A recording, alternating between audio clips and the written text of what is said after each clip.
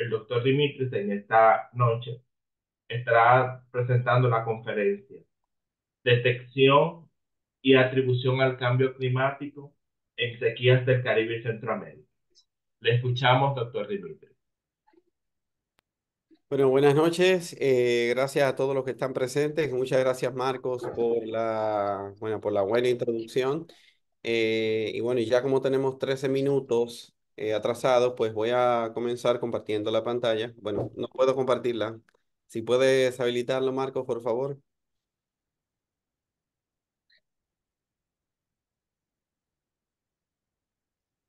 Bien. ¿Pueden ver la pantalla compartida con la presentación? Sí, se ve Bien, Dimitri. maestro, se puede observar.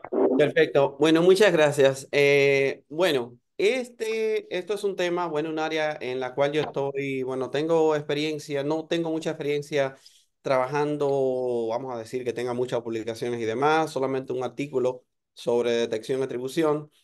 Pero esto es un tema emergente, sobre todo después que en la COP27 se aprobara el denominado Loss and Damage Fund, ¿no? El fondo para daños causados por el cambio climático.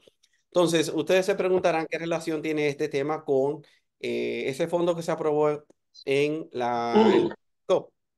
Bueno, si pueden poner su micrófono en silencio, por favor, eso me distrae bastante. Bueno, muchas gracias. Bien, entonces vamos a comenzar.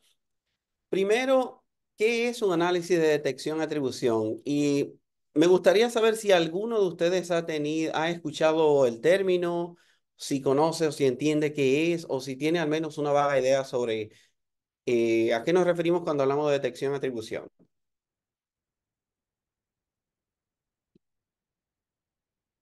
Si alguien se anima a decir algo.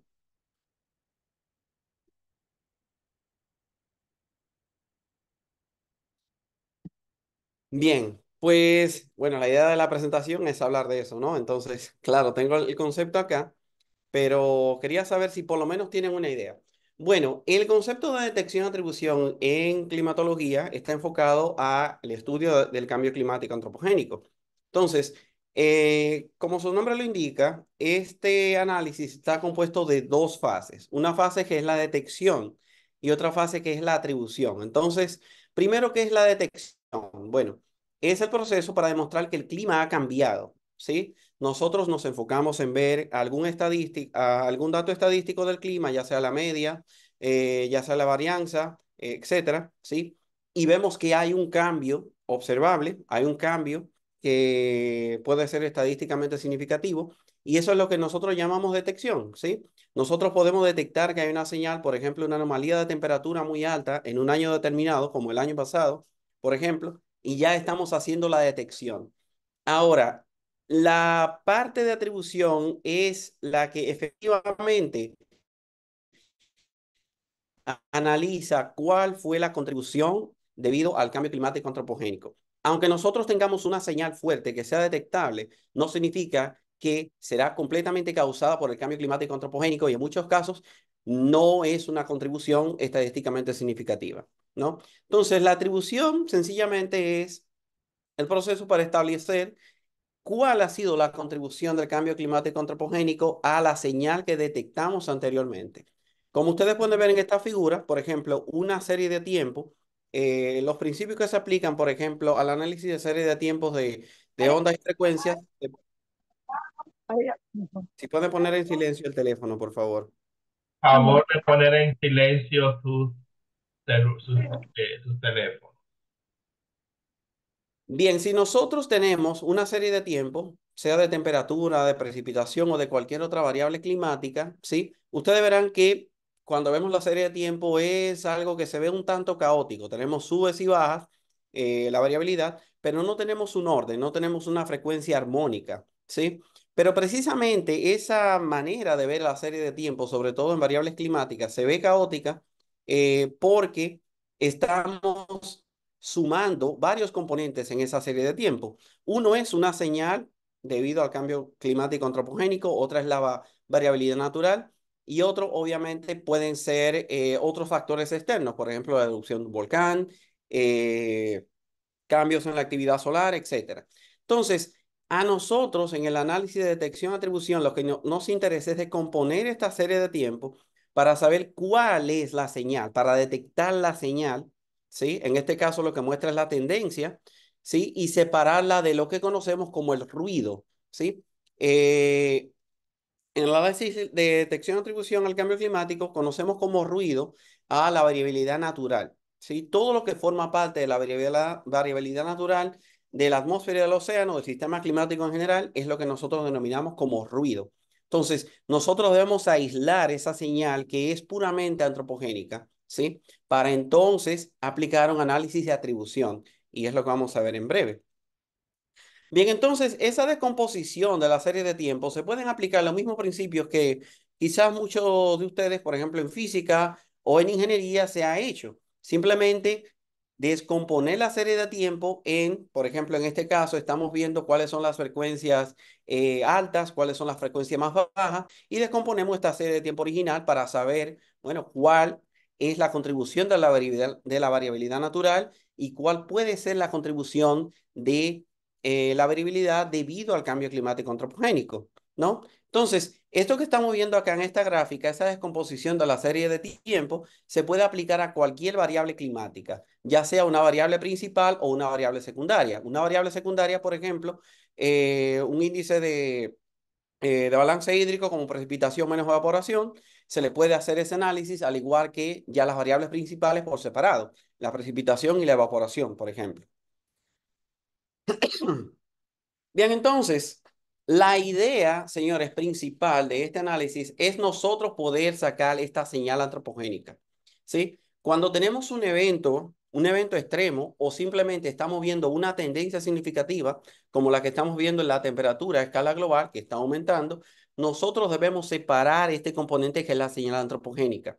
Y nosotros, lo primero que hacemos es descomponer esa serie de tiempo, ¿sí? Detectar esa señal, ya sea en la tendencia o un extremo, por ejemplo, uno de los denominados outliers en estadística, y después de detectar esa señal, entonces lo que procedemos es hacer un análisis de atribución que vamos a ver en breve qué es exactamente eso.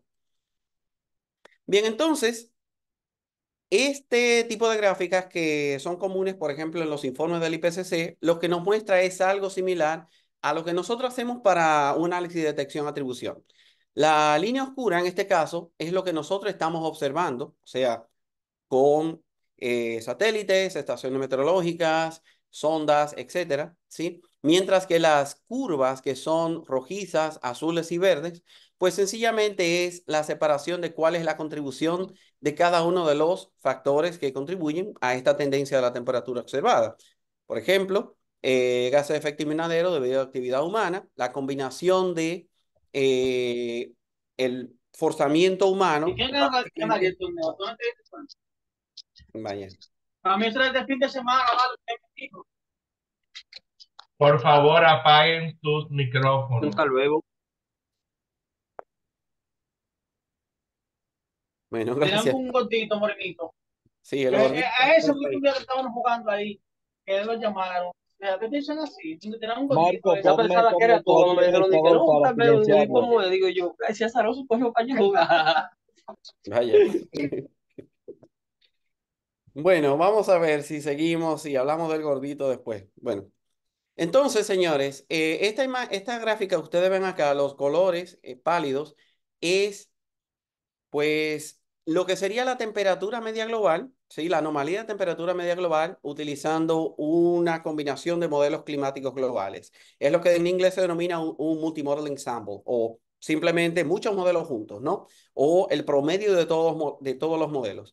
Y básicamente, si ustedes observan, obviamente la tendencia observada de la temperatura no es tan acentuada como sería debido a la contribución de los gases de efecto invernadero, sino más bien a la combinación de factores naturales, por ejemplo, los factores externos que mencioné anteriormente, como erupciones volcánicas, ¿sí? Más las emisiones de gases de efecto invernadero por la actividad humana. ¿Sí? Entonces, los modelos nos ayudan bastante para poder hacer ese análisis de atribución que en muchos casos es lo más difícil de hacer. La detección es relativamente fácil. Nosotros descomponemos la serie de tiempo y podemos detectar cuál es la señal en un cambio estadístico importante, ya sea, por ejemplo, la tendencia, ¿sí? Pero la atribución es lo más difícil de este proceso y allí hay varios, vamos a decir, varios métodos para hacerlo, pero casi todos involucran el uso de modelos climáticos globales, básicamente para generar estas imágenes de cómo sería la temperatura media global si nosotros removemos la contribución humana en las emisiones de gases de efecto invernadero y es como pueden ver acá, ¿sí? Básicamente una tendencia plana o cero tendencia, lo que significa que no habría un aumento de la temperatura como vemos hoy en día, ¿sí? Esto es para el caso de la temperatura, señores, pero nosotros podemos aplicar eh, análisis de detección y atribución a cualquier variable climática, como dije anteriormente. Bien, entonces, hay muchos métodos de detección-atribución, muchísimos. Si ustedes buscan en Google Scholar, por ejemplo, van a ver muchos artículos que hablan de detección-atribución de un evento, de detección-atribución de la aridez, detección-atribución, el aumento de las precipitaciones extremas, etcétera. Sin embargo, estos métodos se pueden agrupar en dos grupos. El primero sería análisis de detección-atribución de eventos específicos, por ejemplo, lo que realiza un grupo de investigación de Holanda llamado el World Weather Attribution. Cada vez que hay un evento extremo, ustedes pueden buscar el reporte de ellos, ¿sí? Y ellos ya tienen ese análisis para ver cuál fue la contribución del cambio climático antropogénico, si la hubo, a un evento extremo en particular. También hay otra aproximación que es sobre las tendencias y esto utiliza una aproximación probabilística de si tenemos esa tendencia en la temperatura, como vimos en esta figura, cuál es la probabilidad de tener, vamos a decir, olas de calor de 40 grados centígrados, ¿sí? Entonces, ese método, bueno, ese grupo de métodos de detección-atribución, en vez de enfocarse en un evento en particular, se enfoca en cómo las tendencias están cambiando la probabilidad de tener un evento extremo en particular. Bien, entonces, en el último informe del IPCC, esto es lo que tenemos respecto a análisis de detección-atribución en sequías para todo el mundo, pero vamos a enfocarnos aquí en este hexágono que es CAR, que es la región del Caribe. Y como ustedes pueden ver, bueno, no hay un nivel de acuerdo muy alto que indique que hay un cambio en la sequía. Ahora bien, vamos a hablar un poquito de eso en breve, porque generalmente cuando los artículos, como, bueno, varios de los artículos o la mayoría de los artículos se enfocan en sequía, simplemente se enfocan en una variable que es la precipitación, cuando el balance hídrico no solo depende de las lluvias, sino también de cuál es la demanda evaporativa de la atmósfera, o sea, la evaporación y la evapotranspiración potencial, ¿no? Entonces, eso es lo que tenemos para la región del Caribe. Estas regiones del mundo, como el Mediterráneo, por ejemplo, que la mayoría de los estudios indican que sí, el cambio climático antropogénico ha aumentado la probabilidad de tener sequías en esta región. Pero eso se basa en el número de artículos, de estudios que se han hecho allí, pero también en las aproximaciones y los métodos que utilizan para estudiar el cambio en la sequía debido al cambio climático antropogénico. Bien, entonces, ¿por qué es importante el análisis de detección-atribución? Y quizás más importante para nosotros, ¿por qué el Caribe? Pues, como les dije anteriormente, el fondo de Loss and Damage que tiene, bueno, que se aprobó en la COP27, pues no es nada fácil. Todavía hoy por hoy yo no entiendo cómo va a funcionar eso. La lógica de muchos climatólogos, bueno, quizá alguien que esté en la presentación pueda explicar un poquito más si ha participado en la COP en la que se aprobó. Pero hasta ahora, señores, cuando un país se le va a asignar un fondo, por ejemplo, debido a una inundación, debido a una sequía, ¿sí? No se le puede asignar la totalidad de las pérdidas porque hay pérdidas que no están asociadas al cambio climático antropogénico. De por sí hay pérdidas que están asociadas a una construcción social de riesgo. Segundo, el evento en sí mismo no fue completamente causado o exacerbado por el cambio climático antropogénico. Por ejemplo, las lluvias de Santo Domingo de noviembre, que mataron 9 personas, pues varios de esos fallecidos, desafortunadamente, no fue por el evento en sí, sino por, vamos a decir, falta de mantenimiento a una obra pública, por un lado. Pero por el otro lado, sí es posible que ocurran esos eventos en Santo Domingo. Ahora, ¿cuál fue la contribución del cambio climático antropogénico en el aumento de las lluvias? En vez de tener 100 o 200 milímetros, tuvimos 300, por ejemplo. Pues esos 100 milímetros de más, se podría decir que fueron causados por el cambio climático antropogénico, y de los 10.000 millones vamos a decir, de los 1.000 millones o 100 millones de dólares que ese evento generó en pérdidas, pues este fondo lógicamente debería aportar con lo que nosotros estimemos fue la atribución del cambio climático antropogénico, ¿sí? Y nada más para decirle una cosa, señores. En el año pasado hubieron pérdidas de más de 17.000 millones de dólares debido a eventos meteorológicos y climáticos extremos. Pero este fondo solamente tiene 700 millones de dólares.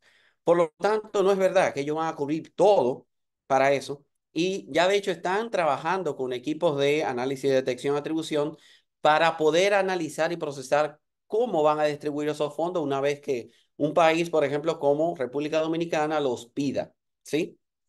Entonces, es por eso que la ciencia de la detección y atribución es importante y es algo emergente, precisamente para hacer más práctico el Loss and Damage Fund que se aprobó en la COP27.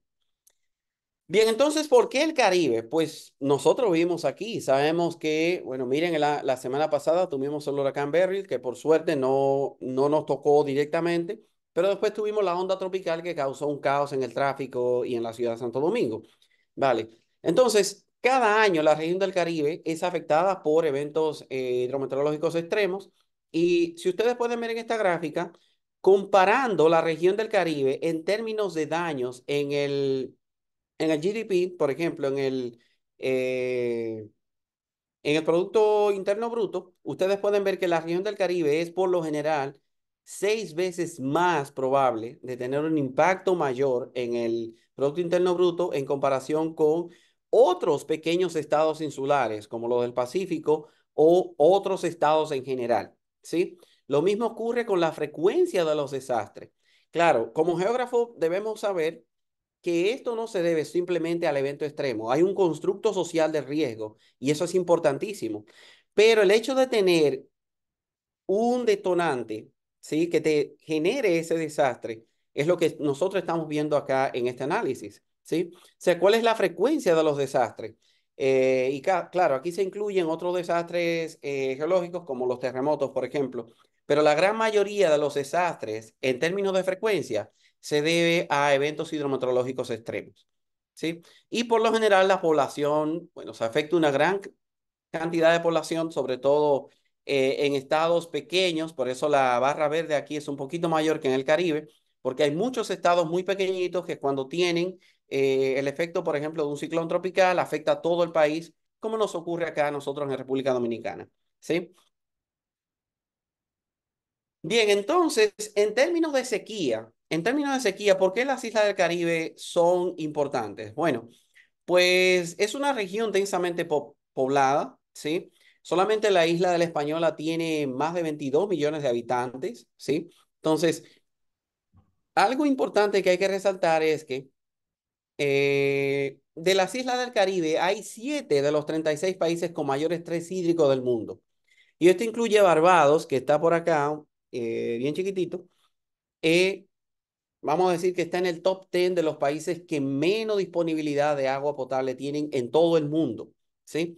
Y esto no solamente de un reporte. Yo tuve la oportunidad de hablar con un amigo allá de Barbados, y ellos protegen su agua subterránea celosamente. Cualquier persona que vaya a contaminar o con el potencial de contaminar el agua puede ser encarcelado y enjuiciado como alguien que cometió un crimen, prácticamente. Y eso es por la importancia que le dan al agua. Recuerden que Barbados no es una isla volcánica como la mayoría del arco antillano menor, sino que es una isla formada por sedimentos del fondo marino y sedimentos del río Amazonas, por lo que no tiene una red hídrica desarrollada como tienen otras islas pequeñas como Dominica, por ejemplo.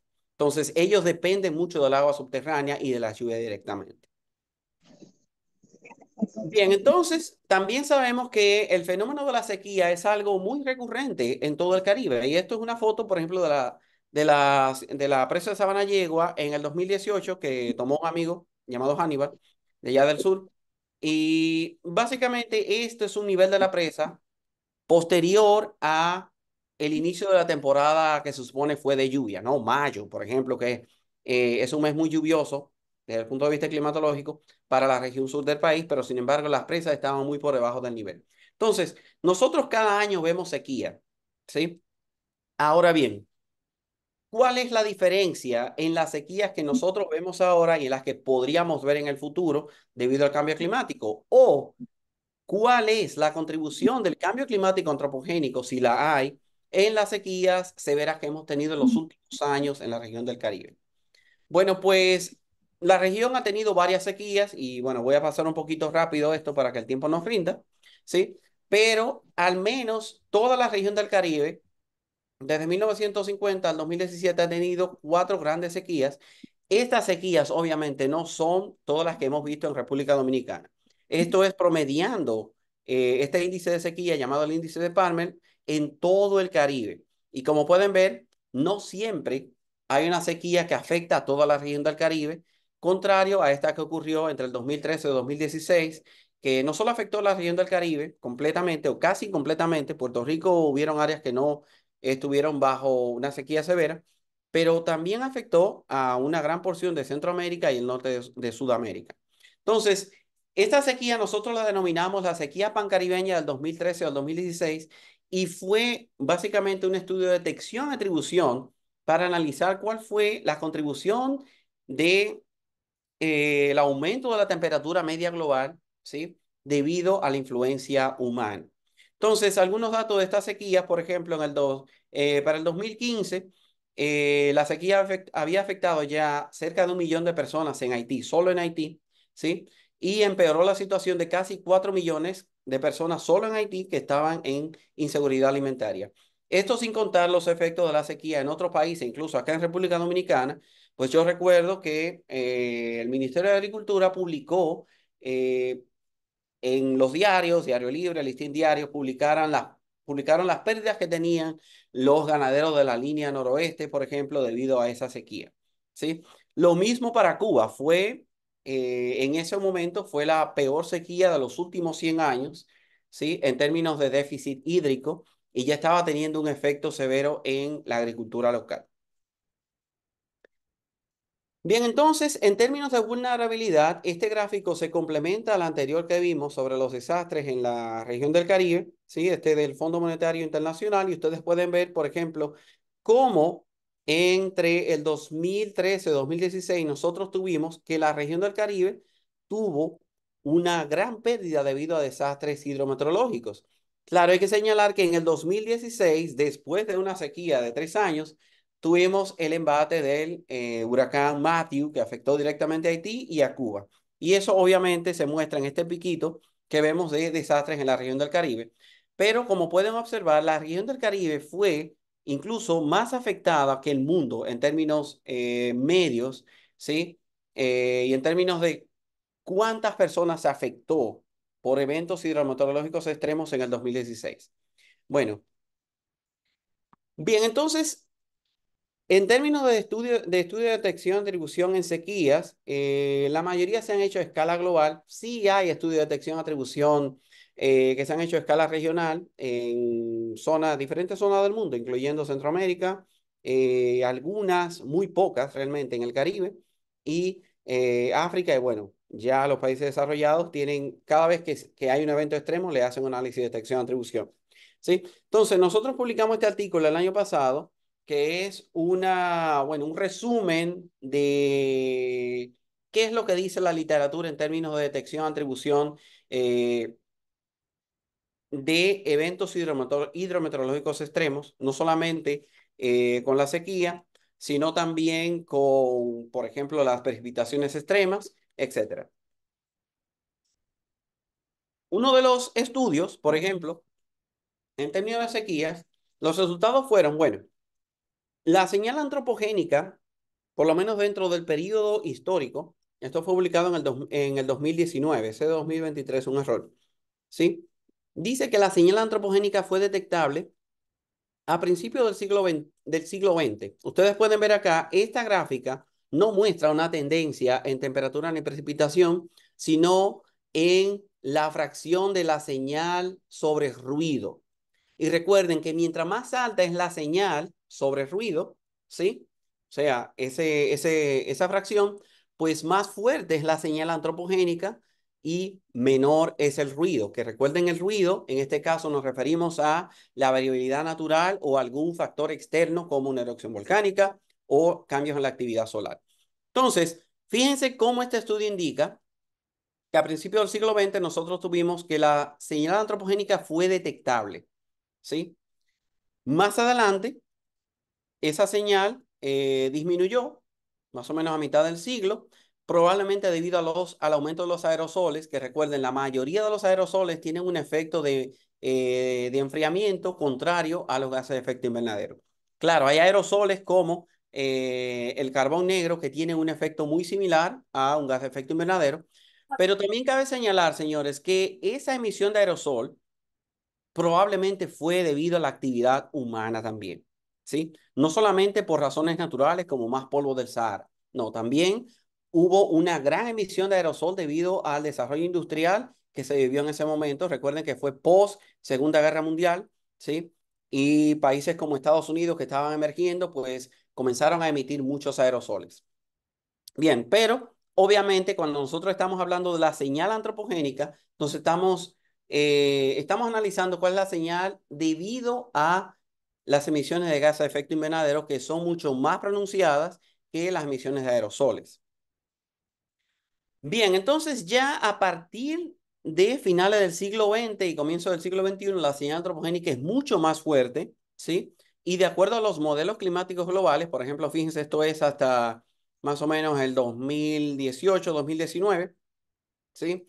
Pero basado en lo que nos indican los modelos climáticos globales, podemos decir que esa señal será más y más fuerte y más clara, ¿sí? A mitad del siglo XXI. O sea, ya para el 2040, 2050, la señal antropogénica será bastante elevada y como pueden ver acá, la fracción de señal antropogénica sobre ruido, pues será mayor a los 6, lo que indica que, bueno, la señal antropogénica es al menos 6 veces más alta que el ruido correspondiente a la variabilidad natural. Bien, entonces, otra cosa que se está analizando, y este artículo fue publicado el año pasado también, es sobre sequías repentinas. Y es que los modelos climáticos globales nos indican que habrán eventos extremos, una mayor frecuencia de eventos extremos, incluyendo sequías. Entonces, si nosotros pensamos cuál es el análogo, pero opuesto a una precipitación extrema, no va a ser vamos a decir, una sequía extrema, porque tú no te vas a secar en 2 horas, no. Pero sí está surgiendo un análogo y es la denominada sequía repentina. Y eso es cuando una sequía se desarrolla, o básicamente una sequía a nivel de humedad del suelo se desarrolla en fracciones de semanas o incluso un mes. ¿Sí? Entonces, este estudio que se publicó en Science el año pasado indica que casi todo el trópico está viendo un aumento en la fracción de sequías repentinas sobre sequías estacionales. Lo que llaman sequía estacional en el artículo son las sequías comunes que conocemos que se desarrollan en 2 meses, 3 meses, un año, etcétera. Bien, pues ya vamos a decir, terminar con el tema global, pues vamos ya a enfocarnos un poquito en el Caribe y Centroamérica. Pues esta parte es presentar los resultados de 3 artículos. Un artículo es el que publicamos en el 2018 sobre la sequía pancaribeña, que fue un análisis de detección-atribución a un evento en particular, y 2 artículos que estudian la misma sequía, pero en Centroamérica. Sí, entonces comencemos con este artículo. Bueno, ya las motivaciones fueron muchas. Estos son algunos de los títulos que vimos en el 2016, 2015, 2016, debido a la sequía. Y todo el mundo pensó, bueno, realmente le está pegando duro al Caribe la sequía. eh, y contrario a otros países como Estados Unidos, si tú tienes una sequía en un estado, En un caso extremo se puede mover agua de un gran lago hacia, por ejemplo, California. En el Caribe nosotros no tenemos más opción que el mar, y aunque irónicamente el mar tiene mucha agua, pero no es agua apta para el consumo humano, como sabemos, por la salinidad. Desalinización es una opción, pero es muy, muy costosa. No solamente en términos de comprar los equipos, sino de mantenerlos y ponerlos a funcionar porque demanda mucha energía eléctrica. Entonces, este es el artículo. ¿Y qué nos motivó a estudiar esta sequía? Hacerle un análisis de detección-atribución fue, pues nos percatamos de que esta fue una de las pocas sequías que afectó a todo el Caribe al mismo tiempo. Si ustedes les preguntan a sus abuelos, le dirán, sí, aquí hubo una sequía muy fea en el 2000, en los 50, en los 68, por ejemplo, pero no afectó todo el Caribe. Mientras que en República Dominicana estaba bien seco, que quizás fue una de las sequías que inspiró a Juan Luis Guerra a escribir Ojalá que llueva café en el campo, por ejemplo, en los 80 por ahí. Fue una sequía relativamente local. Todo el país, quizás toda la isla, pero no toda la región del Caribe como esta sequía pancaribeña. Ahora bien, ¿qué fue también algo particular en la sequía? Comparen estas dos paneles y ustedes dirán, bueno, se ve muy parecido, pero es como un juego encuentra los 7 errores. Primer error, acá tenemos un ladito azul en Cuba, pero aquí se ve marrón. Aquí en Puerto Rico se ve azul, pero aquí no se ve azul por parte. Entonces se preguntarán, ¿por qué no son exactamente iguales? El panel de la derecha es la anomalía de precipitación durante 2013 o 2016. Es una, como le dicen en inglés, un composite de todos esos años de la anomalía de precipitación, mientras que el panel de la izquierda es el índice de Palmer. ¿Cuál es la diferencia? Bueno, el índice de Palmer usa precipitación, pero la precipitación contribuye con el 80% de la variabilidad del índice. El otro 20% es la evapotranspiración potencial. ¿Sí? Y es la variable que básicamente contribuyó a la exacerbación de la sequía en este periodo. Tú puedes tener un déficit hídrico importante, pero si también tienes temperaturas anormalmente altas y tasas de evapotranspiración anormalmente altas también, pues el déficit hídrico a nivel del suelo será mucho más pronunciado. Entonces, eso se traduce en términos prácticos, a una sequía más severa, aún tengamos el mismo déficit en términos de precipitación, ¿sí? Bien, entonces, nosotros podemos ver acá, estas son las series de tiempo del índice de Palmer para la región del Caribe. Fíjense que sí hemos tenido picos de mucha lluvia, hemos tenido otras sequías incluso. Por acá tenemos la sequía, bueno, aunque se ve chiquitita, la sequía del 97, 98, cuando tuvimos el último gran niño, bueno, el penúltimo, el último gran niño, el 97, ¿sí? Pues sí tuvimos sequía a nivel de la región, pero sobre todo algunas partes del Caribe, sobre todo porciones de la isla de la Española y las Antillas Menores, pero en Cuba, por lo general, cuando hay fenómeno del Niño, la parte oeste de Cuba recibe mucha lluvia y la parte este es la que sufre la sequía. Pero en el caso de la sequía pancaribeña fue todo, como dije anteriormente, fue todo lo que, toda la región del Caribe se vio afectada. Bueno, eso fue la inspiración. Ahora, nosotros hicimos un análisis de detección-atribución, ya detectamos la señal aquí en el índice de Palmer, por ejemplo, ¿sí? Y después es analizar cuál fue la contribución del cambio climático antropogénico. Entonces, como la mayoría de los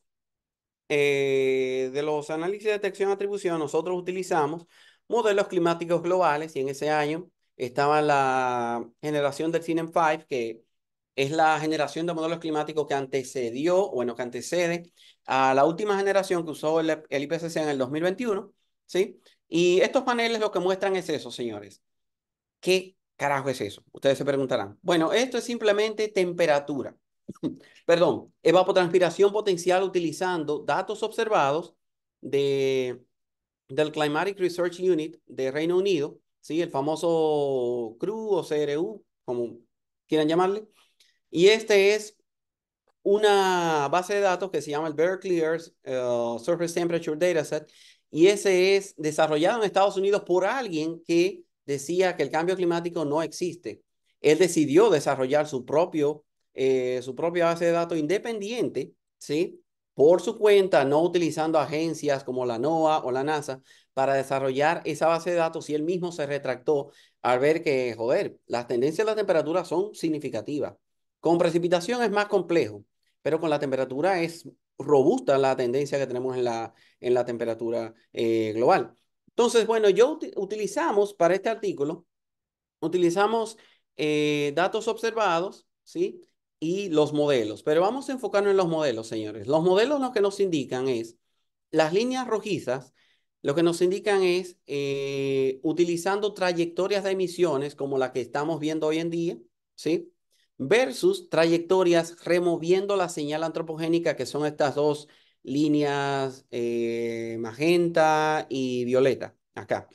Entonces, como podrán ver, aunque la diferencia se ve relativamente pequeña, al final, específicamente durante el periodo de la sequía, la diferencia entre ambas trayectorias fue estadísticamente significativa, lo que significa que debido al aumento de la temperatura, hubo un aumento de la evapotranspiración potencial. Obviamente hay otros factores que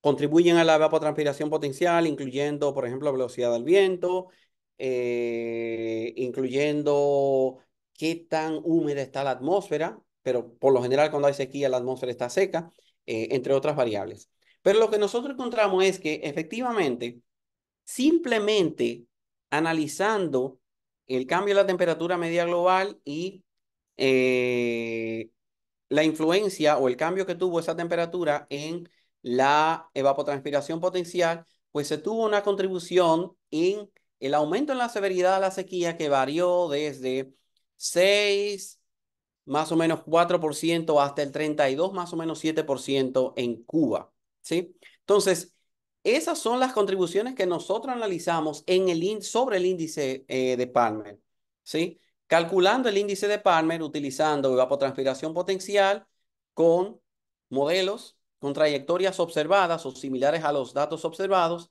versus modelos que remueven la señal antropogénica, que es lo que acá se denomina el PI control. Eso significa control preindustrial, que es simplemente correr el modelo, imaginando que las emisiones de gases de efecto invernadero y de aerosoles se mantienen exactamente iguales que las que habían previo a la revolución industrial. ¿Sí? Eso es lo que significa este PI control. Este RCP 8.5 es una trayectoria de emisiones de gases de efecto invernadero. Bueno, ya hoy en día es otro número, es SSP 8.5 también, ¿sí? Pero esa trayectoria, el RCP 8.5 lo que nos indica es la trayectoria que fue más cercana a las emisiones observadas, por lo menos hasta el 2016.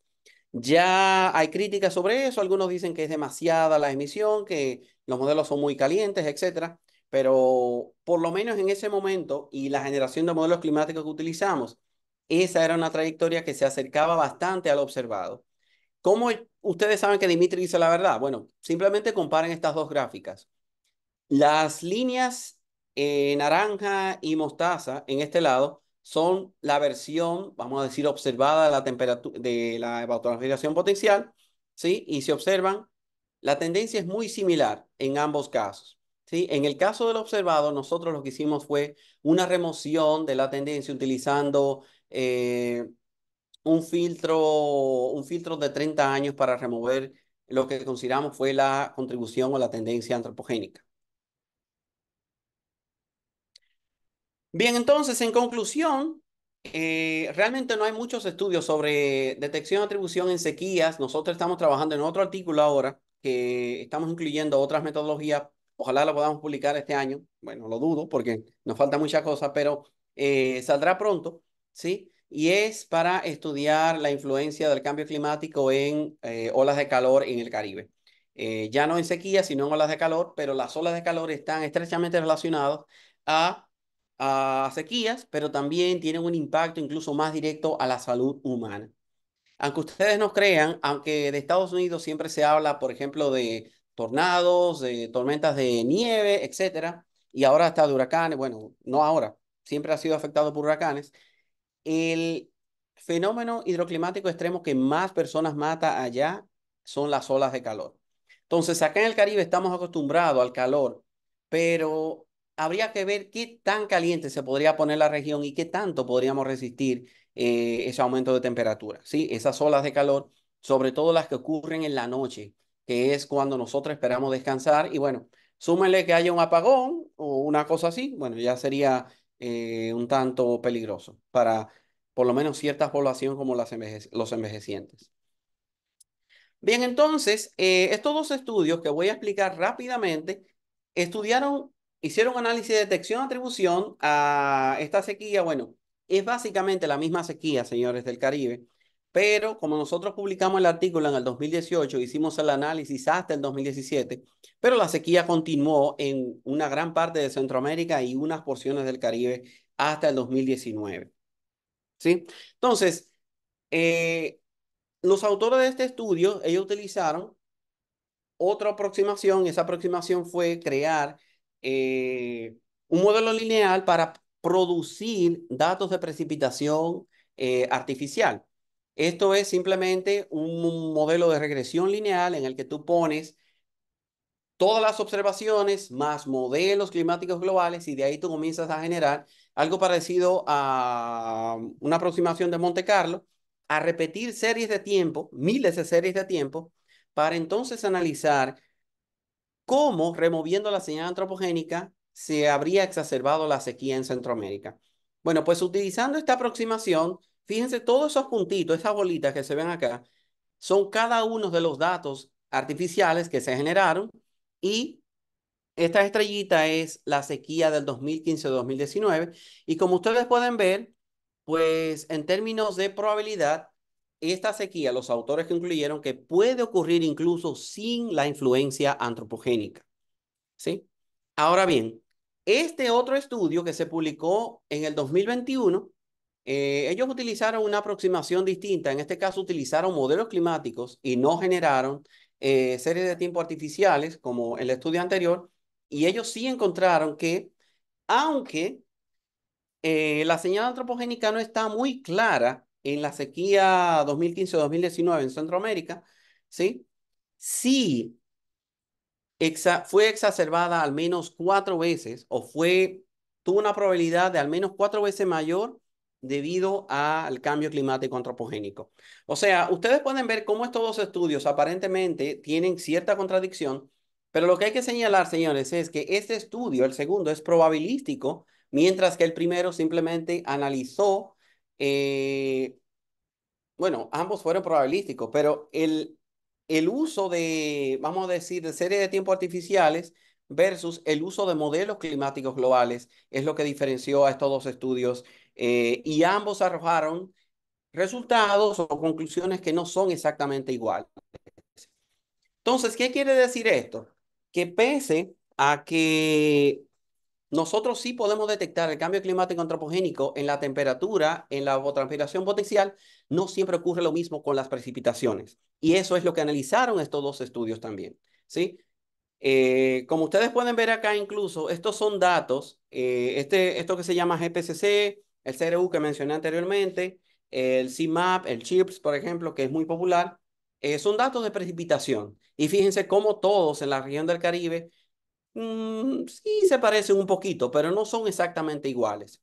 Entonces, ya para empezar, el tener datos que no tienen una calidad, vamos a decir, muy buena en Centroamérica y en el Caribe, es algo que limita bastante estudio de detección-atribución.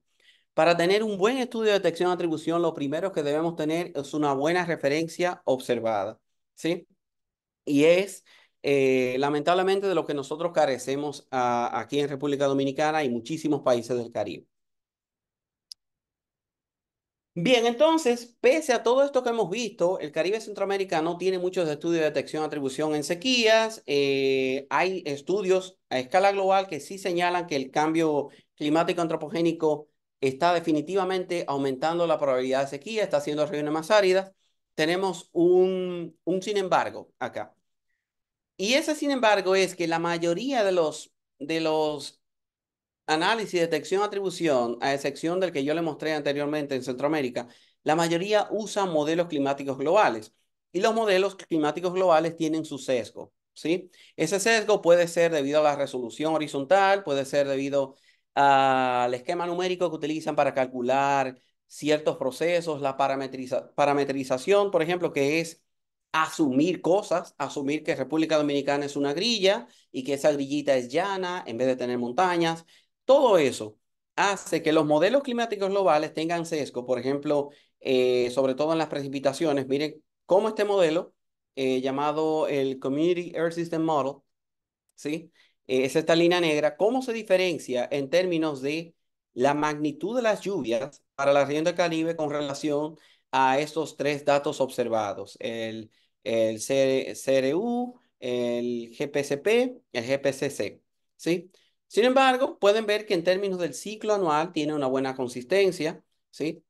Abarca, o bueno, por lo menos incluye la estación seca en los meses que debe ir, y también el veranillo, que es la sequía o la temporada ligeramente seca que ocurre en algunas partes del Caribe y Centroamérica, ¿sí? Que se lo denomina la sequía de mitad de verano o midsummer drought, por ejemplo, en inglés.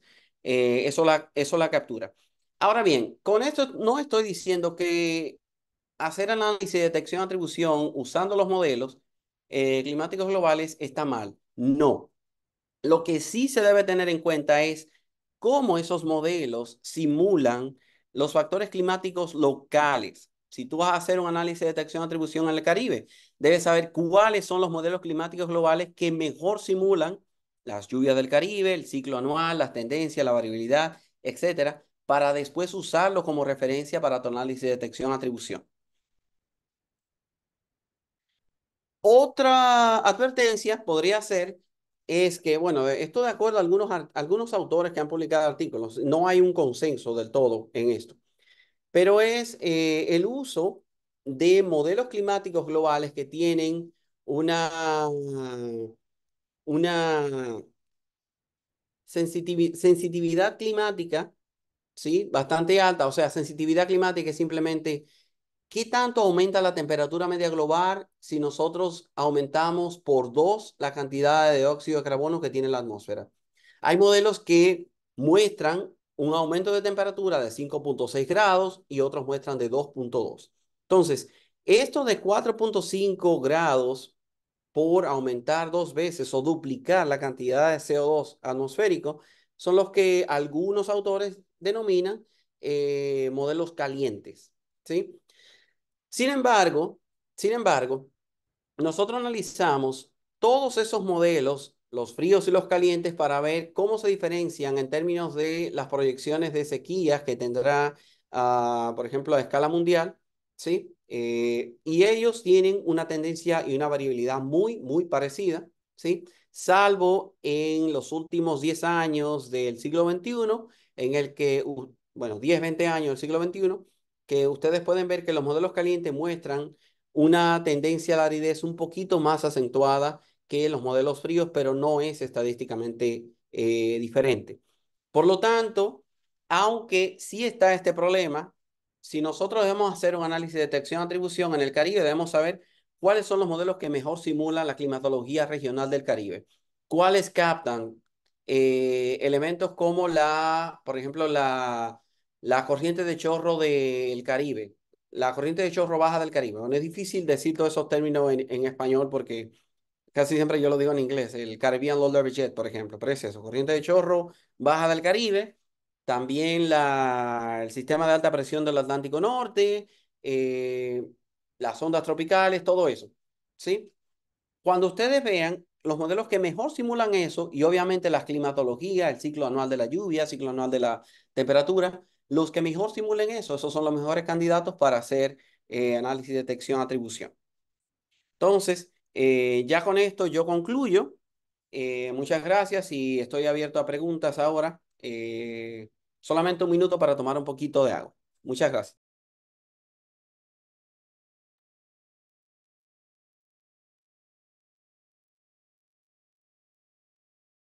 Muchas gracias al maestro, al doctor Herrera.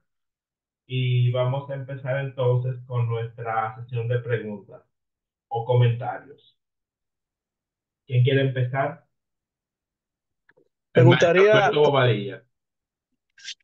buenas noches a todos los académicos que estamos reunidos en este tema tan interesante sobre el clima que en tiempo está ido variando producto de una serie de situaciones que se están dando.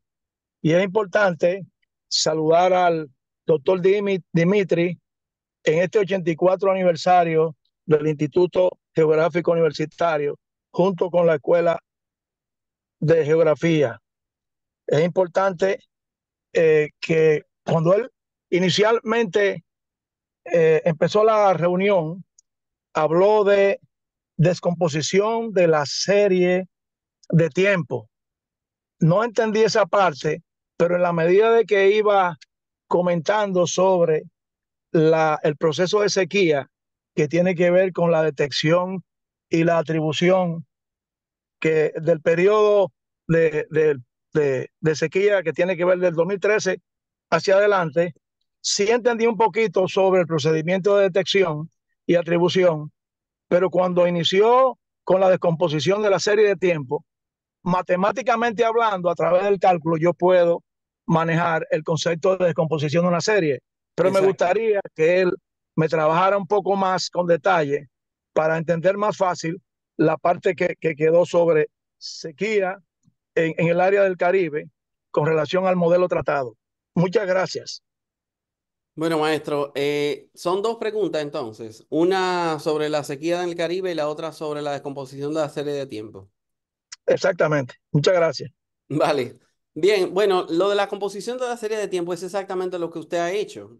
Posiblemente, por ejemplo, debe saber de la aplicación de transformadas. La transformada de Laplace, por ejemplo, se puede utilizar para, si uno tiene una serie de tiempo de temperatura, de normalidad de temperatura, y uno quiere descomponer cuál es la baja frecuencia, cuál es la frecuencia aún más baja y la alta frecuencia, la descomponemos en, vamos a decir, variabilidad de alta frecuencia, o sea, eventos de olas de calor o eventos de frío que tienen periodo de retorno de un año, que ocurren cada año, una frecuencia un poco más baja, los que ocurren cada 10 años, y una frecuencia mucho más baja, por ejemplo, cuál es la variabilidad de la temperatura en un rango de 100 años o más. Entonces, eso es importante para nosotros poder sacar cuál es la tendencia de la temperatura y no asumir una tendencia lineal. Entonces, para hacerlo mejor, o vamos a decir, eh, mejor hecho en términos de extraer la señal antropogénica, nosotros, en vez de quitar la señal antropogénica asumiendo que es puramente lineal, que no es así, entonces le podemos aplicar una decomposición de frecuencias para nosotros ver cuáles son, cuál es la señal anual, cuál es la señal decadal y cuál es la señal multidecadal de la variabilidad de la temperatura, y ya de ahí determinar cuál es la tendencia de los 100 años o de los 50 años que nosotros estamos estudiando. No sé si hasta Estaríamos hablando de valores característicos realmente. algo parecido, exacto. Ok, Entonces, es muchas parecido, gracias. por ejemplo, a los, bueno, spherical harmonics, en los armónicos esféricos, algo así. Bueno, Sí, sí, no, yo te entiendo, ujú, porque cuando manejamos el tema de manera secuencial, en términos de serie, pues es más cómodo entender el problema y poder buscar las aplicaciones que realmente ayuden a la sociedad dominicana y al mundo en general, porque realmente es un tema que abarca el mundo y el comportamiento de la naturaleza realmente. Muchas gracias. exacto. Entonces, bueno, ¿cuál es su segunda pregunta, maestro, sobre la sequía del Caribe? No, no, que cuando hablaste de la sequía del Caribe y hablaste de la metodología de detección y atribución, entendí más fácil porque estamos hablando de un proceso estadístico puramente, donde Exacto. hay puntos importantes que sirven de análisis para que la gente que quiera entender más fácil lo del clima, lo de la variación del proceso climático, Exacto. podamos entenderlo más cómodo, realmente. O Claro, sea, sí, ese estudio fue más sencillo. Nosotros no aplicamos una descomposición de frecuencias porque solamente trabajamos con 60 años. O sea, 60 años en términos climáticos no es mucho, ¿sí? Ahora, cuando ya se está hablando de miles de años que se utilizan reconstrucciones paleoclimáticas más proyecciones climática, que estamos hablando de al menos 2000 años, ahí sí se puede aplicar mucho mejor, por ejemplo, una decomposición de frecuencia para determinar cuál es la tendencia atribuida al, vamos a decir, a la actividad humana. Está bien. Muchas gracias, maestro. Muchas gracias a ti por la explicación. Y saludamos al maestro Alejandro Hernández, director de la escuela también. Gracias. Muy bien. El maestro Máximo Portorreal escribe: quiero felicitar al maestro Dimitri por sus avances en el proceso de investigación y por representarnos a nivel internacional. ¿Alguien Muchas más tiene alguna gracias. pregunta? Muchas gracias, Marcos. Sí, buenas noches. Muy bien. Tu pregunta.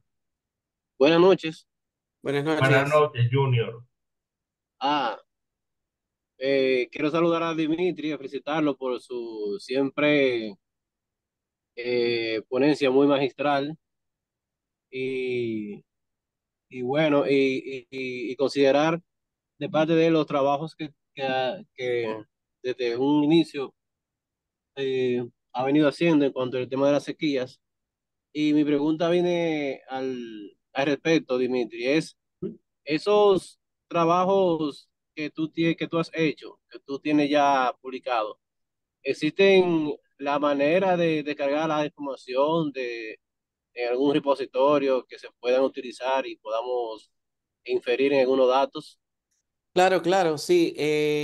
Los datos, de hecho, ya, déjame ver si puedo compartir el artículo. Voy a dejar de compartir la presentación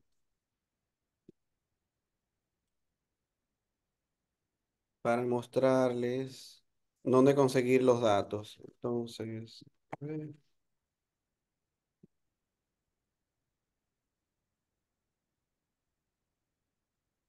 Y también aprovechar, Dimitri, que felicitarte y saludar a Emily también, Muchas que la, gracias. que la extrañamos mucho y a ti Eres también. Teo, ¿verdad? Yo me Sí, imaginé, pero dice exactamente. Junior. Sí, sí, Hola, sí. Teo. Bueno, Muy bien, Dimitri. déjame ver. Sí. Mucho gusto y gracias por estar, Teo. Déjame ver dónde está ahora mi página web, review. Un segundo, que ahora no encuentro el explorador acá. Quiero intentar compartir el Firefox y no lo encuentro en el compartir de Zoom. Vamos a ver. Aquí está. Bueno, mira, pueden ver la página. Sí. Bueno, si van hacia abajo, Teo, por ejemplo, aquí deben estar materiales suplementarios, supporting information. Por ejemplo, mira, acá está el texto suplementario y aquí están ya todos los datos que nosotros utilizamos. Todos estos que ven acá, en el texto principal del artículo se puede ver, o sea, dice qué hay en el material suplementario, pero aquí está inclusive los datos que nosotros utilizamos para el artículo. Y bueno, aquí también nos pidieron el código que escribimos en Python. Bueno, todo eso ya, muchas revistas ya están pidiendo que uno tenga todo eso publicado para que pueda ser reproducible y que la gente pueda ver que efectivamente consiguen los resultados que nosotros conseguimos, ¿no? Entonces, yo voy a poner el enlace del artículo en el chat y bueno, ya tú podrás verlo con más calma y bueno, alguien más que quiera, que se interese, puede hacerlo también. Y ahí están los datos. O sea, si quieren ver los datos de ese artículo, pueden descargarlo directamente de la página de la revista. Es un artículo que es de código, es abierto, o sea, es open. No hay que pagar por para verlo, como muchos.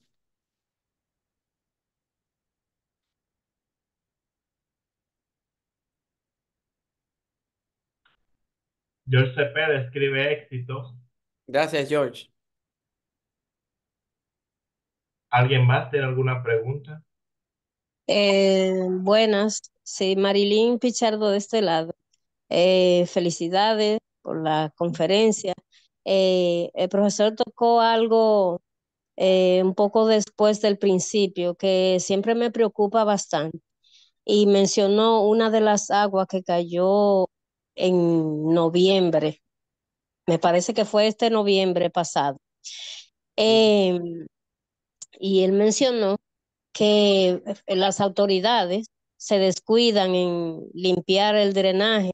Me gustaría saber cada qué tiempo es lo adecuado y Bueno, también cómo concientizamos la parte que le toca al ser humano, porque tiene mucha culpabilidad, yo me encuentro, muchas veces son imprudentes, dicen qué cantidad de agua más o menos puede caer y ellos obvian toda esa información y aún así se exponen, salen, se presentan en el malecón, cómo estaba cuando el huracán Beryl y nada, ellos como que no creen que nada es nada. Entonces, yo quiero saber qué debemos hacer, si hay que emitir un anteproyecto y llevarlo al Senado, a los diputados, o qué hacer y darle seguimiento a la ley, porque las leyes muchas veces están, pero el seguimiento de parte de las autoridades para que eso se cumpla no se ve. Entonces, ¿a dónde vamos a llegar? Bueno, Marilyn, gracias por la pregunta, pero no creo que yo pueda responderla, honestamente. Lo que sí puedo decir es bueno, cada quien debe cumplir su rol. Y yo digo como ciudadano, mi rol es no tirar la basura en la calle, ya para empezar eso. Eh, el Estado tiene una gran culpabilidad en esas cosas, pero la mayor culpabilidad no es por limpiar el drenaje, es por no educar a la gente a que no tiren basura en la calle. Porque todavía es muy común, cada vez que hay un aguacero, la gente aprovecha el agua de la cuneta y dice, tira la basura ahí, eso se va. Eso es mentira, quizás eso ocurría en los 80, cuando yo era niño, bueno, en los 90, cuando era niño que vivía en San Francisco de Macorís, era muy común un aguacero y el olor a la naranja, porque la gente tiraba basura y muchas de ellas tenían naranja que se destapaba la basura en el camino, en la cuneta y bueno, en fin. Hoy por hoy se sigue haciendo eso en muchas partes de Santo Domingo y yo no voy a decir que todo se debe a la basura. Obviamente el drenaje es insuficiente, pero hay un gran porcentaje que es debido a la basura que simplemente tapa el drenaje. Tú puedes tener un drenaje anchísimo, pero si los orificios donde debe entrar el agua a infiltrarse para drenarse no funcionan, pues ya no, chao drenaje, no sirve, estará seco abajo y todo el agua se quedará arriba. Pero realmente es un tema complejo, ¿sí? Es un tema que no se puede solucionar simplemente con ampliar drenaje, sino que la gente se debe educar de una manera u otra. Entonces, es muy bonito pues quejarse de algo que tú también contribuyes a que se cause. Ahora, ¿cómo el Estado puede intervenir en cosas así? Analizar de dónde viene la mayoría de la basura. Si es plástico, pues joder, ponga política para el uso, para restringir el uso de plástico. Ponga política para que los supermercados dejen de vender en fundas plásticas, que te venden en una funda algo que quepa de 1 libra y tú llevas a tu casa 20 fundas chiquitas. Entonces, ese uso excesivo del plástico, eso se hace con política de Estado. Ahí sí el Estado tiene la culpa, como también tiene la culpa en no educar a la gente, ¿sí? Pero la gente, como nosotros como ciudadanos, pues también debemos contribuir, no debemos tirar la basura en la calle. Y eso ocurre frecuentemente. Y no solamente en personas que supuestamente no han estudiado, que no tienen preparación académica. Eso se hace. Si no, mira, nuestra universidad se llena de basura, por ejemplo. Entonces, yo la verdad no tengo una respuesta, vamos a decir, correcta a esa pregunta, pero simplemente resalto esos puntos, ¿no? Y, y nada más también hay que señalar algo. El cambio climático a mí no me gusta ser muy catastrofista con eso, pero sí debemos prepararnos, por ejemplo, si nosotros vamos a tener probabilidad de eventos extremos de lluvia mucho más frecuentes como vimos en los noviembre del 2022 y 2023, que los dos se cobran la vida de entre 8 y 9 personas, más o menos, ¿sí? Ese tipo de eventos extremos sin precedentes, fuera de temporada de lluvia y todo eso, eso puede ocurrir.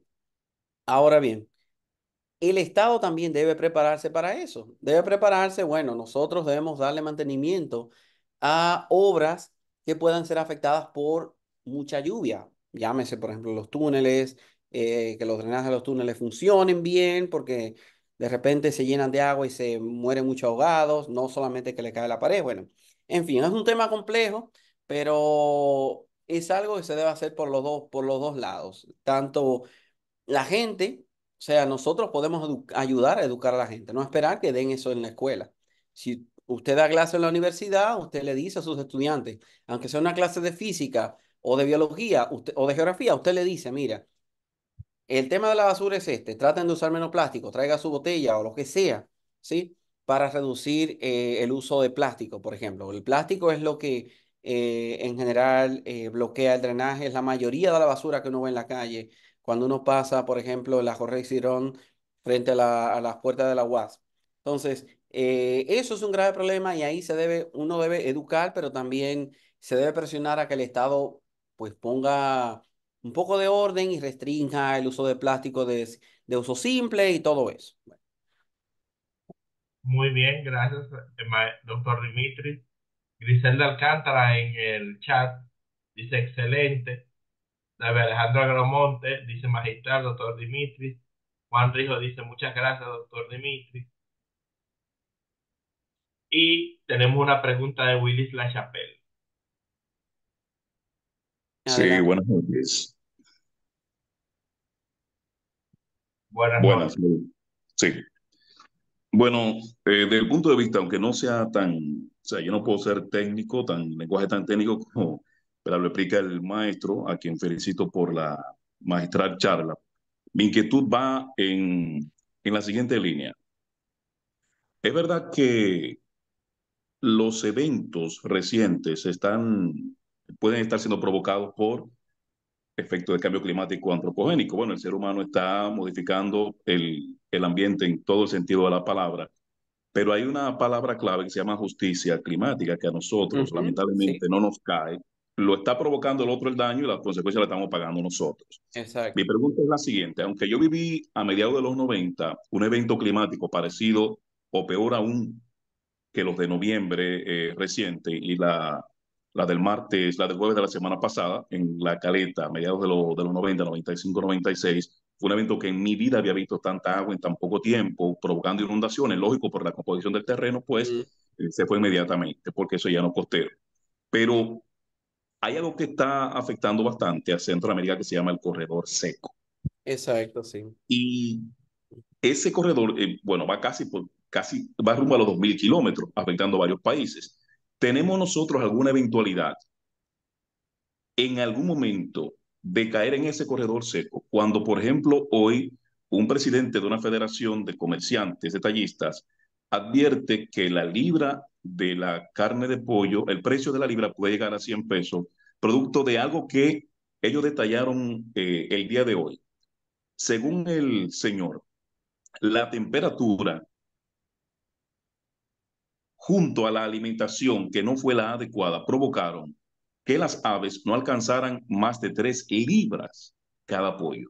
Y eso está provocando pérdidas y que los comercios no estén brindando el producto fresco y tampoco a un precio asequible. Entonces, a la hora de que la temperatura afectó bastante el crecimiento de esas aves hasta el punto de que no pasaban de 3 libras, cuando da 4,5, en muchos casos da hasta 5 libras por una ave, por un pollo. Entonces, esos eventos nada más no son, bueno, las grandes inundaciones, nos están afectando a nivel de agricultura, como está afectando a Centroamérica. Nosotros tenemos un combate interno constantemente con la deforestación, la quema, la contaminación propia, que uno mismo es el responsable de todo esto. Pero ya que no podemos combatir lo que viene de afuera, ¿qué pudiéramos nosotros hacer para tratar de mitigar en algún momento y evitar caer en ese corredor seco que afecta a Centroamérica hoy día? Claro. Bueno, muchas gracias, Willy. Yo creo que hay varias preguntas ahí, pero primero para comentarte sobre el corredor seco. Bueno, el corredor seco es simplemente una zona de Centroamérica que tiene, es una zona árida, o vamos a decir no árida, semiárida, parecida al suroeste de República Dominicana. Entonces, esa zona en Centroamérica va desde partes de Chiapas, en México, Guatemala, todo El Salvador, partes de Honduras, Nicaragua y ni siquiera llega a Costa Rica. Bueno, la parte noroeste de Costa Rica es parte del corredor seco, sí. Sin embargo, eso realmente no tiene un efecto directo acá en República Dominicana porque, bueno, no estamos ahí en Centroamérica. Pero nosotros sí podríamos tomar lo que ocurre, por ejemplo, en el corredor seco en términos de la vulnerabilidad a la sequía que tienen ellos, en hacer un análisis de la vulnerabilidad de regiones como la región suroeste o la línea noroeste de aquí. ¿Por qué? Porque son climas relativamente parecidos. O sea, aunque Costa Rica la pintan como un paisaje tropical húmedo, no todo el país es así. Hay una parte, la parte del corredor seco de ellos, que tiene una vegetación xerófila muy parecida a la que tenemos, por ejemplo, en Asua, o entre Baní y Asua, ¿sí? Entonces, eso es lo que ellos llaman corredor seco. El tema del corredor seco es que es una zona de mucha agricultura. Entonces, es una zona de mucha agricultura, sobre todo de pequeños agricultores.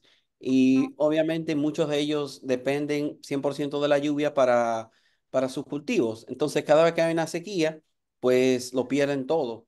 Entonces, aunque acá en República Dominicana en sí no forma parte de ese corredor seco, nosotros sí tenemos regiones análogas al corredor seco de Centroamérica, que es, como te mencioné, la zona de el suroeste y la línea noroeste.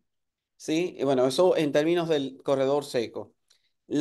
Sobre la pregunta, sobre lo que tú dijiste del pollo y demás, bueno, quizás un biólogo o un veterinario podrá responderla mejor, pero hasta donde sé y he leído, eso es otra dimensión de cómo el aumento de la temperatura media global puede afectar la seguridad alimentaria, ¿sí? Por ejemplo, no solamente con los pollos, también hay evidencia de cómo los peces son intolerantes a las olas de calor marina, que no solamente está blanqueando el coral, sino ya después del coral, que es como la base de esa red trófica, pues los demás bichitos, peces y demás, pues se mueren o se van de ahí porque ya no tienen esa fuente de alimentación primaria, por ejemplo.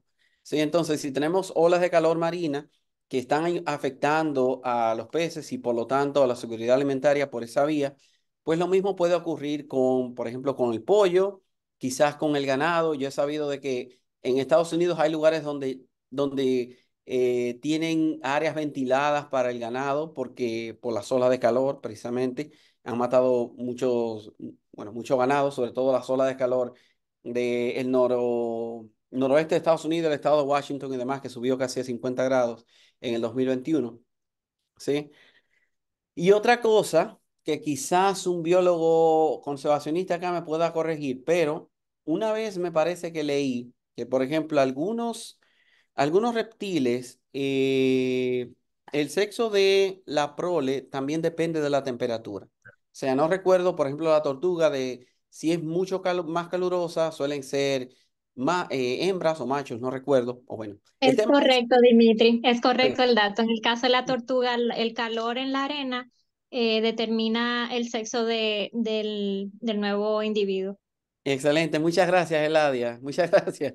Bueno, entonces eso podría ser algo que tendría una repercusión que nosotros no sabemos qué puede pasar de ahí, porque eso en el caso de la tortuga puede ser con otros reptiles, puede ser con mamíferos, etcétera. Entonces, si obviamente tenemos solo un sexo de una especie, pues cómo se van a reproducir, eso podría llevarla, bueno, a una extinción, por decirlo así, si la situación sigue empeorando. Entonces, eso que tú mencionas, Willis, es muy importante y sobre todo cuando uno piensa en términos de seguridad alimentaria, porque como tú dices, pensamos bueno, en sequía, falta de agua, échale agua y ya está. Pero pensemos en otros eventos extremos como las olas de calor o una precipitación que es exageradamente alta para por lo menos lo que se espera que caiga en una región, bueno, etcétera. Bueno, no sé si eso responde exactamente a la pregunta, pero vamos a decir, es un comentario complementario a lo que dijiste. Bueno, muchas gracias. Muy bien. Vamos en el chat. El área gesto de Jesús pregunta. Dice, gracias Dimitri. Excelente exposición como siempre. Cuéntanos qué tienen en mente tú y tu equipo en estos temas para próximas investigaciones y qué tipo de análisis necesitamos dinamizar en la región. Saludos a Emily. Gracias.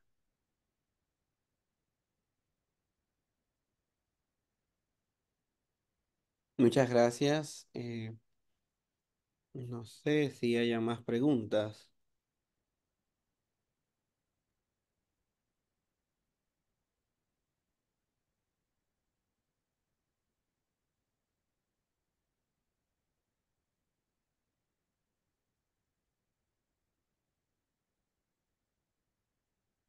Creo que Giovanni, alguien...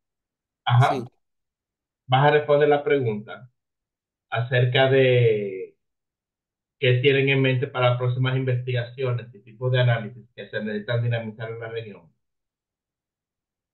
Ah, perdón, tú dices de la... Es que pensé que lo de la ADIA era un comentario. No es una pregunta. Bueno, lo que nosotros queremos analizar es simplemente un análisis de detección y atribución de las olas de calor que se vio en el Caribe en el año pasado, sobre todo en las Antillas Menores. Entonces, las Antillas Menores, pues allí el año pasado tuvieron una ola de calor y no solamente la ola de calor, sino el número de días por encima de un índice térmico que se considera, vamos a decir, molesto para el ser humano, fue casi el doble a la climatología. O sea, un índice térmico por encima de los 30 grados, 35 grados, y no estoy hablando de la temperatura en sí, sino del índice térmico, sí, que incluye factores como la humedad. Tú tienes muchísima humedad, el índice térmico va a ser más alto. ¿Sí? Entonces, es el índice térmico lo que en general impacta la salud humana, y más que la temperatura en sí. O eso que ustedes ven como sensación térmica o la real feel en inglés, hay que prestarle atención a ese número. No es solamente la temperatura absoluta, ¿sí? Y nosotros vamos a estudiar eh, cuáles fueron los factores dinámicos y termodinámicos que propiciaron, vamos a decir, esos días récords en términos de eh, índices térmicos por encima, vamos a decir, de lo saludable para el ser humano en el Caribe. Entonces, es una idea inicial, eso nosotros lo trabajamos en un workshop que tuvimos en Jamaica hace un mes aproximadamente, pero ya cuando tengamos los resultados, nosotros tenemos la idea siempre de publicarlo con que sea de código abierto, que todo el que quiera verlo lo lea, no importa dónde esté. Pero bueno, les mantendré actualizado. Gracias, Eladia. Bien, Luis, el licenciado José Bello tiene una pregunta.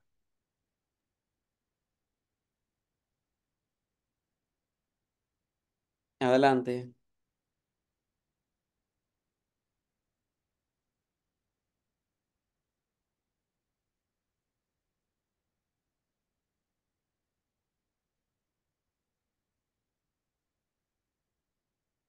José Bello, esperamos su pregunta. Sospecho que no escucha. José Bello, que tiene la mano levantada.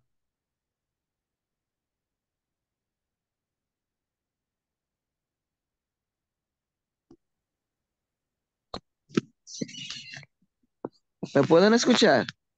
Sí, le Ahora sí. escuchamos. Bien, primero quería felicitarle por la excelente exposición.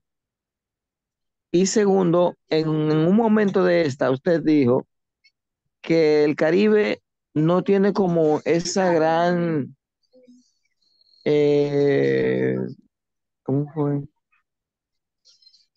Por respeto para oye, respeto para la detección, no tiene como esa gran acertación. Me diría yo que seguramente porque no cuenta con la tecnología suficiente o hasta qué punto esto puede ser cierto, si se cuenta con la tecnología suficiente para la detección y la atribución de estos fenómenos. Y en segundo lugar, si esta falta de tecnología, en caso de que sea cierto, tiene algo que ver con la limitación que nosotros tenemos de la llegada de esa tecnología a tiempo, ya que esto también nos afecta a nosotros en sentido de los recursos que nos tienen que llegar, los recursos que nos tienen que llegar por esta situación. Bueno, realmente no es, vamos a decir, una falta de tecnología, es que simplemente no tenemos datos climáticos de calidad. Y bueno, cualquiera que conozca la situación, por ejemplo, que haya requerido de datos meteorológicos, sabemos las limitaciones que tenemos en República Dominicana, por ejemplo, para tú decir, yo quiero tener las series de tiempos de precipitación para Santo Domingo, no sé, desde, vamos a decir, desde el 1950, por ejemplo, sin, vamos a decir, sin huecos, ¿no? Con datos de calidad, que estén homogenizados, todo eso. Eso no es fácil de encontrar. Sí hay estaciones, obviamente, pero no muchas. Entonces, República Dominicana tiene una topografía bastante accidentada y vamos a decir, por ese hecho, nosotros deberíamos tener muchas estaciones meteorológicas que incluyan en la montaña, no solamente las zonas donde vive gente, sino, por ejemplo, la montaña, y es la falta de esa información lo que ralentiza que se hagan estudios de detección, atribución de calidad. No es en sí una tecnología, porque la tecnología está asequible para todo el mundo. Está Python, está R, hay muchos libros de estadística, hay modelos climáticos, la data de los modelos climáticos globales está disponible para todo el mundo. O sea, si alguien te quiere vender datos de modelos climáticos y de proyección, busca lo que esa persona está haciendo algo mal, porque esa información es gratuita. Y bueno, les puedo mostrar la página, sobre todo eh, para que ustedes, si quieran descargar los datos climáticos globales, lo que usamos nosotros en el artículo, en fin, cualquier dato climático que ustedes quieran utilizar, la data está disponible para todo el mundo. ¿Por qué esto no me sale? A ver un momentito. Vale. Bien, vamos a ver, están por acá. Mira, si ustedes van a esta página, todo eso que se ve ahí, todo eso son modelos climáticos globales, de precipitación, de temperatura, humedad, humedad de suelo, etcétera, etcétera. Todos los modelos que ha utilizado el IPCC están disponibles para todo el mundo. Entonces, cualquiera que quiera hacer un estudio de detección-atribución ya tiene esa parte. La parte que es más difícil de conseguir son los datos observados en República Dominicana y la mayoría de los países del Caribe, y eso es lo que ralentiza ese análisis. Entonces, aunque no se tiene, o por lo menos yo no conozco cuál es el procedimiento a implementarse, por ejemplo, para el fondo de pérdidas y daños, el loss and damage, por ejemplo, de la COP27, este, sí es necesario que se hagan análisis de detección atribución para que esa distribución de los fondos sea justa. ¿Entiendes? O sea, no es Dominicana perdió 100 millones, dale los 100 millones. No, se tiene que analizar cuál fue la contribución del cambio climático y cuál ha sido la contribución de la falta de gestión de riesgo, de la falta de ordenamiento territorial, etcétera, etcétera, etcétera. Muy Entonces, no sé bien. si eso responde a tu pregunta, José. Yo quisiera preguntarle si esos datos que son internacionales estarían tan acorde como si lo hiciéramos nosotros mismos para el reclamo de los fondos. Y discúlpeme, Bueno, no entiendo esa pregunta, la verdad. ¿no la entiende? No. Lo que quiero decir, nosotros podemos, si tenemos la situación de reclamar los fondos, Ajá. tendríamos que hacerlo a través de los análisis de esas apps que usted nos mostró, de esas páginas, pero sería tan fidedigna si lo hiciéramos nosotros mismos, el análisis de los riesgos y de la situación en la que nos pudiéramos ver en Bueno, un desastre, por ejemplo. no sé cómo trabajarán la gente que crearon el fondo. Puede ser que ellos se auxilien de una agencia que ya hace ese análisis como el World Weather Attribution, por ejemplo, para que ellos validen como institución independiente, hagan el análisis y le digan, bueno, a este país hay que darle tanto por este evento. Por ejemplo, las inundaciones del Derma en Libia fueron tantos millones de pérdidas. Ellos pueden utilizar esa agencia, ¿sí? Para, vamos a decir, de manera operacional, de decir cuántos te vamos a dar. Pero de manera de investigación, tú puedes hacerlo por tu cuenta. Si tú dudas de lo que, vamos a decir, el análisis que hicieron en el World Weather Attribution, eh, a mí, por ejemplo, no me llama la atención eso del el fondo de pérdidas y daños, pero yo quiero saber cuál fue la contribución antropogénica a la inundación de tal año, por ejemplo. Yo lo puedo hacer por mi cuenta y no tiene que ver con, vamos a decir, con esa herramienta operacional del fondo de pérdidas y daños. No sé si me explico con eso, José, pero más o menos. Muy bien, Sí, muchas gracias, muy amable, sí. bien. Vale. En el chat, Giovanni dice saludos de parte de los maestrantes de geografía para educadores. Nos encontramos en un taller de geografía en Ecuador. Ah, genial. Bueno, buena suerte, Giovanni, por ahí. Nelio Torres pregunta, de las provincias de nuestro país, ¿cuáles han tenido mayor incidencia por la situación del cambio climático o condición del clima? También pregunta, ¿y cuál es la ocurrencia de eventos en diferentes partes de nuestro país? ¿Tenemos eventos repentinos, repetitivos por un tiempo? Y también pregunta, ¿cuál es su impacto en la producción de los diferentes productos a nivel local nacional? Bueno, esas preguntas realmente yo no tengo la respuesta porque esas estadísticas lo debe tener primero la ONAMED, si es en términos de frecuencia de fenómenos hidrometeorológicos extremos, y si es en términos de pérdidas, pues cada ministerio debe tener esa información. Si es pérdida en la agricultura, el Ministerio de Agricultura debe tener esa información. Si es pérdida, por ejemplo, no sé, en términos de obras civiles, quizás obras públicas y así sucesivamente, porque esa información, realmente cada país maneja esa información, ¿sí? Pero sí, bueno, eso es lo único que puedo decir para responder esa pregunta. Muy bien. Adamir Carache pregunta, ¿cuál sería la situación respecto al clima para el 2020? Bueno, eso sería ya un pronóstico más que una proyección y hay mucha incertidumbre en cómo sería el 2025, por ejemplo. Nuevamente, uno tendría que analizar cuál sería el escenario de la variabilidad natural. ¿Tendríamos fenómeno del niño o la niña o será neutral? ¿Cómo estará, por ejemplo, la oscilación del Atlántico Norte? ¿Si será positiva o negativa? En fin, hay que analizar muchas variables, primeros naturales y bueno, ya una respuesta así que pueda ser buena, no la tengo a mano porque tendría que analizar los datos primero. Pero nada más para decirle una cosa, los modelos operacionales mostraban que el huracán Beryl tendría una trayectoria y días después tuvo otra. Ninguno pronosticaba que llegaría a ser categoría 5, sino hasta unas horas antes de que el huracán alcanzara la categoría. Y con eso solamente les digo qué tan alta es la incertidumbre cuando tú quieras hacer un pronóstico de algo que va a ocurrir en unos días, no mencionar lo que va a ocurrir, por ejemplo, en los próximos meses o incluso años. Sí se puede hacer lo que se dice un outlook, un seasonal outlook o un pronóstico estacional que obviamente irá cambiando en la medida que nos acerquemos al año, pero básicamente utilizando probabilidad estadística uno puede tener un análisis, pero ahora mismo yo no tengo el análisis. A la persona que hizo esa pregunta, Marcos. Muy bien. Dominga Duarte dice, excelente desglose del tema, muchas gracias por la invitación.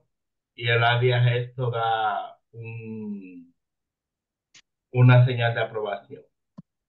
Si no hay Muchas más gracias. preguntas, bueno, pues vamos a dar por concluida lo que es esta conferencia y agradecemos mucho nuevamente a las autoridades de nuestra universidad por estar presentes y al Gracias. maestro Dimitri Herrera por su excelente presentación para el día de hoy. Muchas gracias por la invitación, Marcos. Siempre, como siempre, fue un placer.